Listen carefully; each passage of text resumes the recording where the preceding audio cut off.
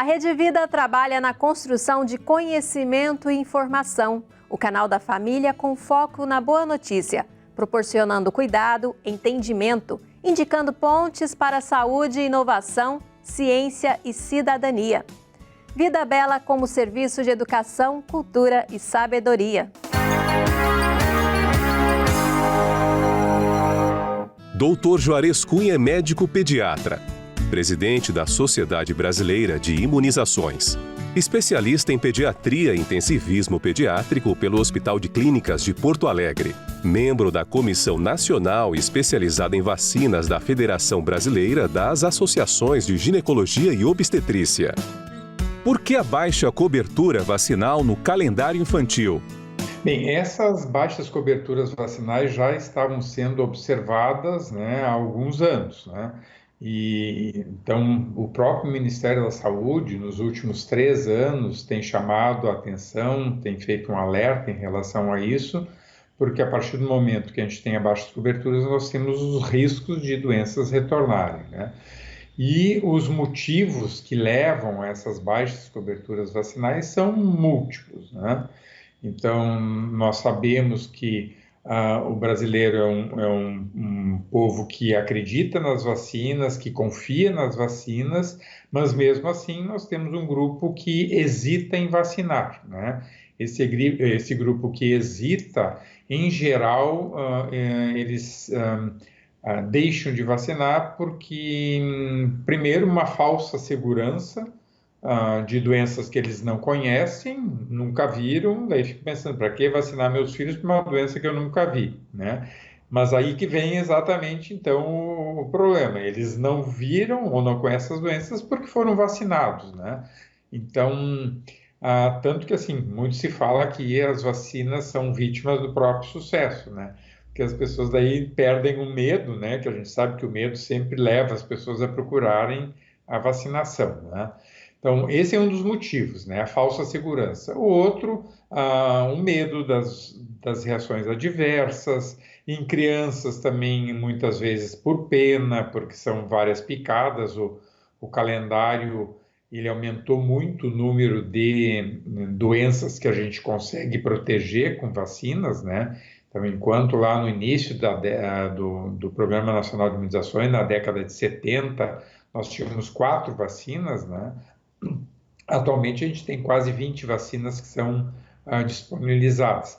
Então, muitas vezes fico com pena de ter que fazer mais de 1, 2 picadas no mesmo momento, E também essas dúvidas que eles ficam em relação à segurança e em relação à eficácia das vacinas. Temos também a desinformação, as fake news, que atrapalham de forma bastante importante. Sabemos que os grupos anti-vacina no Brasil não são tão importantes quanto em outros países, mas mesmo assim é um grupo que acaba muitas vezes se utilizando dessas notícias falsas que circulam e estimulando ainda mais a desinformação, e isso vai acarretar também em diminuição ainda maior das coberturas vacinais. 2020, para completar, com a pandemia, com o medo das pessoas de irem nas unidades de saúde, mesmo pelo próprio isolamento e distanciamento social preconizados, as coberturas caíram mais ainda, Então, enquanto a gente achava ruim coberturas de 85%, 90%, quando a gente queria 95%, agora em 2020 a gente está em torno de 60%. O que as baixas coberturas vacinais provocam? Essas baixas coberturas significam um risco para doenças que estavam eliminadas, e controladas, Então, o exemplo maior que a gente tem aí desse risco que a população está correndo é o retorno do sarampo. O sarampo era uma doença que estava eliminada em 2016, pelas baixas coberturas, retorna a doença a partir de 2018, com quase 20 mil casos em 2018, na região norte, quase 20 mil casos em 2019 na região sudeste, e agora com mais de 8 mil casos já em 2020, pegando 21 estados, em especial o estado do Pará. Mas 21 estados já têm notificação de casos de sarampo. Então, é uma doença que a contaminação é muito fácil, né? Diferente do Covid, que uma pessoa consegue contaminar 2 ou 3, o sarampo, uma pessoa pode contaminar outras 18 a 20, né? As vacinas são seguras? A gente tem que salientar que a gente tem uma vacina segura, isso também é uma coisa importante, nesse momento falar em segurança de vacina, né, que as pessoas ficam com muito receio quando escutam as notícias de outras vacinas, essas que estão em fase de pesquisa, serem suspensas, as pesquisas por problema de evento adverso, mas as vacinas que a gente utiliza no nosso calendário são vacinas que passaram por períodos longos de pesquisa com tranquilidade, diferente do que a gente tem agora com o Covid, que tudo está sendo muito rápido, né?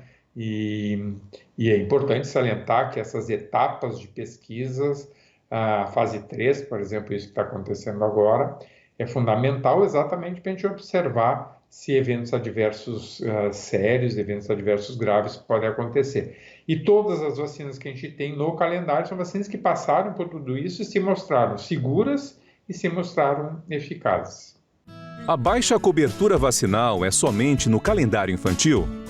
Primeiro, é interessante a gente comentar que as vacinas são muito ligadas historicamente à criança, né, culturalmente à criança, mas as vacinas passam por toda a vida. Nós temos calendários, né, recomendações para as diferentes faixas etárias, né? E isso é disponibilizado pela rede pública. E temos também vacinas consideradas especiais para situações consideradas especiais que estão disponíveis nos CRI, que são Centros de Referência de Imunobiológicos Especiais, que tem em todo o Brasil, para situações especiais. Mas todas essas outras faixas etárias, se imagina que as coberturas sejam piores ainda, porque, em geral, as coberturas vacinais sempre são focadas mais na infância, né? Então, os dados, em geral, que se tem de Organização Mundial de Saúde, Ministério da Saúde, foca muito na infância porque é um grupo vulnerável.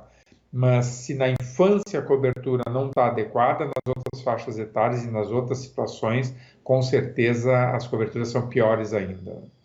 Quais doenças preocupam devido à baixa cobertura vacinal?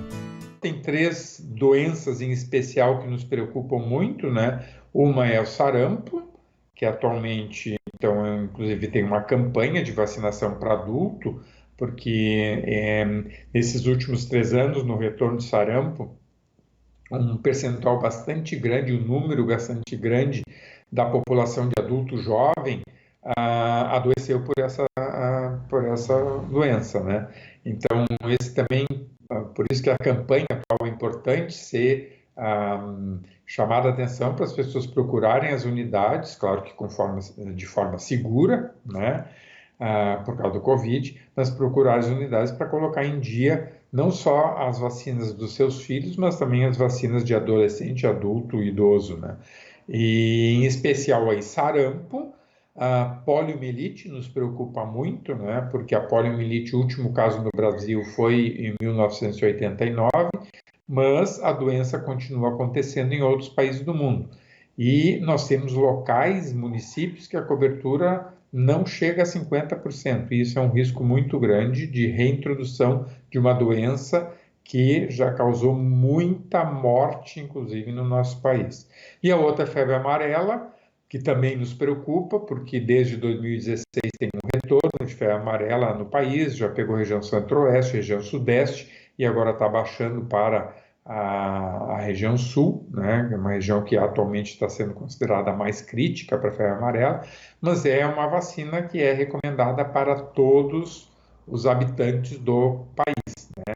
Não é vacinar porque tu vai viajar para um país que solicita, é porque tu mora no Brasil, que é um país endêmico dessa doença.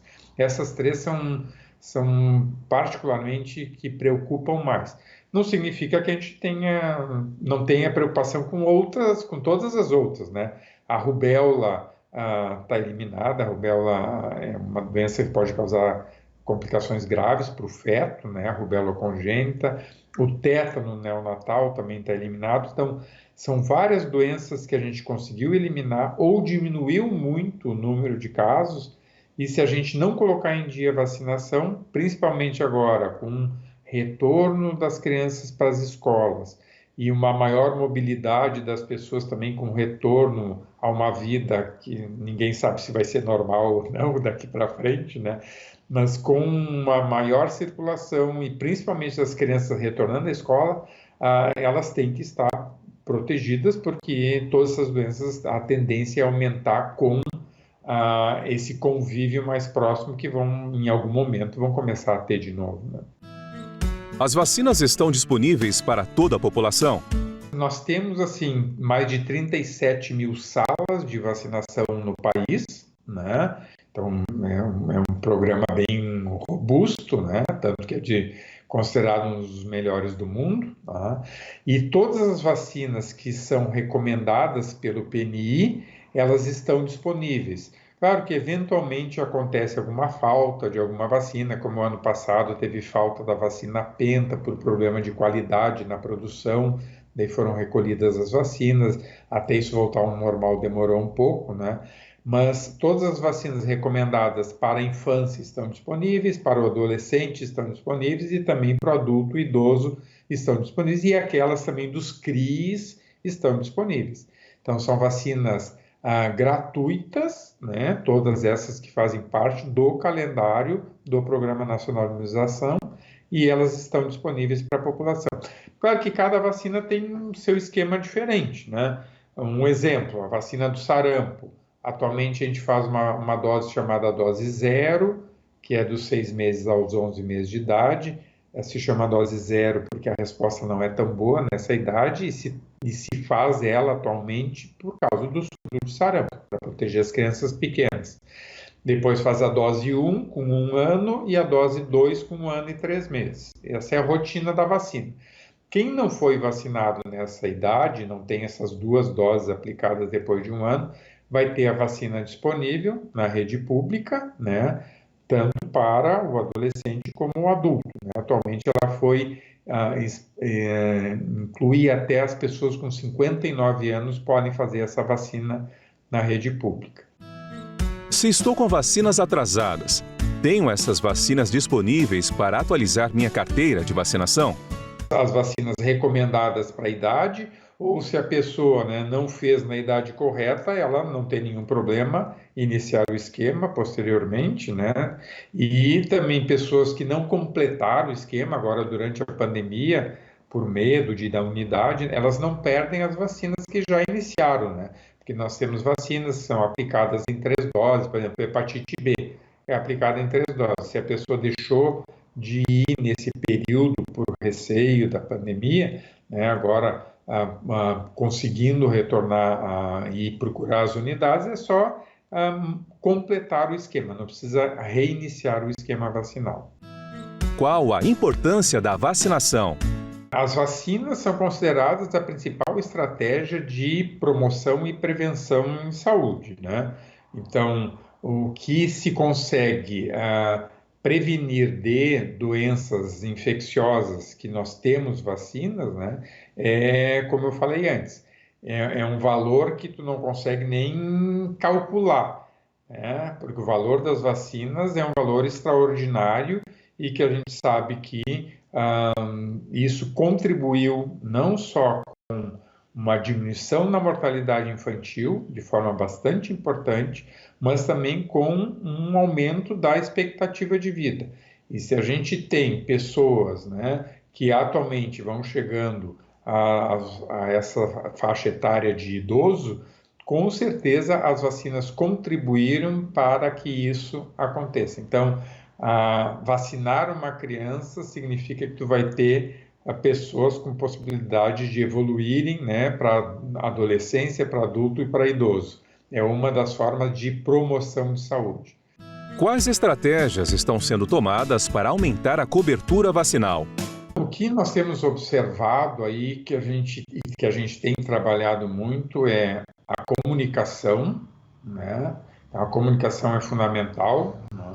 E a gente sabe que nós fizemos uma pesquisa no ano passado que nos mostrou que em torno de 70% da população ainda é muito impactada pela televisão, né? Então, ainda é importante, né? Mas as mídias sociais, claro que têm se tornado cada vez mais importantes, as redes sociais são mais difíceis da gente impactar e principalmente também mais difíceis de tu rebater quando tem a informação falsa ou a desinformação, né? Então, isso eu acho que também tem mudado, né? Porque as próprias empresas estão se cuidando mais agora, porque uma das coisas que a gente pede também sempre, né, e eu acho que tem até uma discussão aí de lei, né, é de que quando vai uma fake news, tudo bem, é retirada aquela fake news, mas ninguém informa para aquela pessoa que viu a fake news, né, ninguém informa que aquilo era uma fake news, né, só é retirado. Então, isso também é uma coisa que a gente tem trabalhado, né. A informação, então, junto com comunicação, a informação de uma forma simples que as pessoas consigam entender, né? E daí, junto com isso aí, também tem a capacitação da nossa rede de saúde, porque o nosso calendário, ele é um calendário muito completo, não tem calendário no mundo que ofereça gratuitamente o que o nosso calendário do Programa Nacional de Imunizações oferece, né? Mas, ao mesmo tempo, ele se tornou complexo, ele é difícil, como a gente tinha falado antes, né? É difícil de ser avaliado, principalmente quando tem falta de alguma vacina, quando tem um atraso, não é fácil tu trabalhar um calendário vacinal atualmente. Então, isso precisa muita capacitação também dos nossos profissionais de saúde, que também é uma outra área que a Sociedade Brasileira de Imunizações tem se esforçado bastante e procurado levar a todos os locais, né, a possibilidade de capacitações.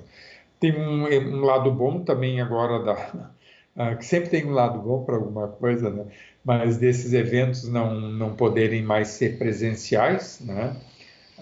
Então, os eventos virtuais têm sido uma ótima surpresa para nós, porque mesmo eventos que teriam um público que a gente esperaria de 50, 100 pessoas, agora nesse sábado a gente fez um que era regional do Distrito Federal, né? Foram 570 pessoas que entraram e de 200 municípios, né? Então, isso é uma ferramenta que eu acho que também vai mudar muito, né? Até a forma de comunicação. Então, enquanto pessoas que moram em locais distantes, que não teriam nem condições, mesmo os profissionais de saúde não teriam nem condições de viajar para um centro maior para participar de um evento, né? Esses eventos virtuais têm possibilitado a gente levar essa informação científica adequada para eles poderem se capacitar e passar isso para a clientela, para os pais, para quem estiver sendo vacinado. Eu preciso explicar para uma pessoa que aquela vacina que ela está fazendo, a penta, eu vou fazer a penta. Eu tenho que dizer o que é a vacina penta, né? Que é coqueluche, tétano, difteria, hepatite B e hemófilos. Quando eu digo que hemófilos causa meningite, era uma das principais causas da meningite, as pessoas dizem, é coisa boa que eu estou fazendo uma vacina que protege para meningite, né? Mas se tu não passar esse recado para a pessoa não vai ter nem ideia do que ela está recebendo ali. E falar também dos eventos adversos, tranquilizar, né? Vacinas são, como qualquer medicação, tu pode ter evento adverso.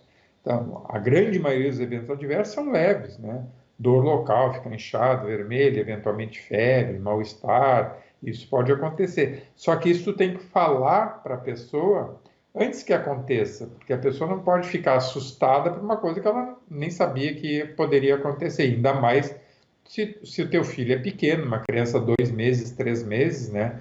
Se tu não explicar que isso pode acontecer, a pessoa se assusta muito e muitas vezes isso pode dificultar que ela retorne para completar o esquema, porque isso é outra coisa importante. As vacinas têm esquemas bem definidos, né? Então, claro, eu tenho vacina que é dose única, mas tenho vacina que são 3 doses. Então, enquanto eu não fizer o esquema completo daquela vacina, a pessoa, a criança, não estará adequadamente protegida. As vacinas são obrigatórias? A vacina no Brasil, apesar que a gente não gosta desse termo, né, mas ela é obrigatória para a criança e adolescente. Ela faz parte do Estatuto da Criança e Adolescente como uma obrigação dos pais, né? Nós não gostamos muito dessa coisa da obrigatoriedade e até eventualmente isso necessita ser feito, mas por aquilo que eu falei antes, nós temos um povo que acredita na vacina e que confia em vacina, então a gente tem que apostar mais nisso, né, na confiança, porque eles sabem, né, que isso é importante. Qual o papel das campanhas de vacinação? A gente sente muita falta também mesmo das campanhas de comunicação do Ministério da Saúde, porque o Zé Gotinha, por exemplo, era uma figura tradicional, era um dia de festa, quando a gente tinha os dias nacionais de vacinação, e tudo isso se perdeu. É claro que o Zé Gotinha também da década de 70, 80, que eu acho que começa, ele até, apesar de ele ter evoluído como desenho, né? Mas atualmente talvez ele tivesse que ser um outro tipo de chamariz, né? Que a gente que pudesse chamar mais as pessoas. Porque tem um lado que a grande maioria dos pais conhece a Gotinha, né? E isso lembra de um momento que a gente tinha ótimas coberturas vacinais, né? Então, isso também, da parte da comunicação, nós precisamos que os órgãos públicos, em especial o Ministério da Saúde, retome essas campanhas para falar da importância das vacinas, né? Durante muito tempo, tanto para a campanha de pólio, campanha de gripe e mesmo aquelas outras campanhas eventuais que eram feitas, sempre se tinha peças publicitárias que iam para um veículo, que é a TV, que é um veículo que grande parte da população ainda assiste e é impactada, né? Então, a partir do momento que a gente não tenha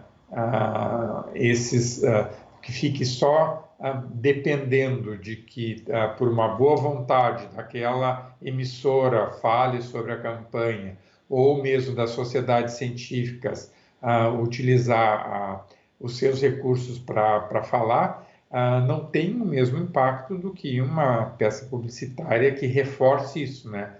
O valor da vacina, o problema do retorno das doenças, né?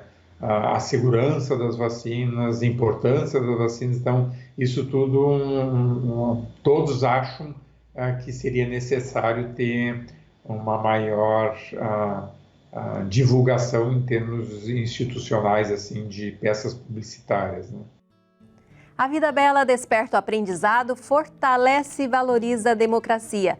Canal da Família tem tarefa de fomentar a verdade, a esperança e o entusiasmo. Vida Bela na Rede Vida, o canal da família.